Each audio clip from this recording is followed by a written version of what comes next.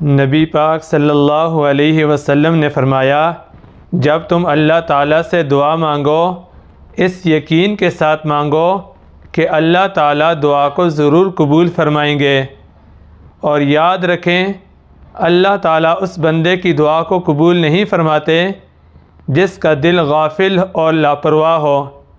اس لیے ہمیں چاہیے دعا کرتے وقت یقین ہونا چاہیے کہ اللہ تعالیٰ ہماری دعا کو ضرور قبول فرمائے گا۔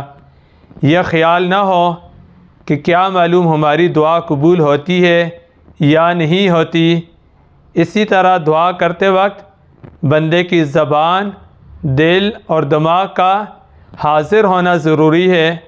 ایسا نہ ہو زبان سے تو بندہ دعا کے الفاظ پڑھے لیکن دل و دماغ کسی اور جگہ پہ ہو، تو یہ غفلت اور لاپرواہی کی نشانی ہے جس کی وجہ سے دعا قبول نہیں ہوتی۔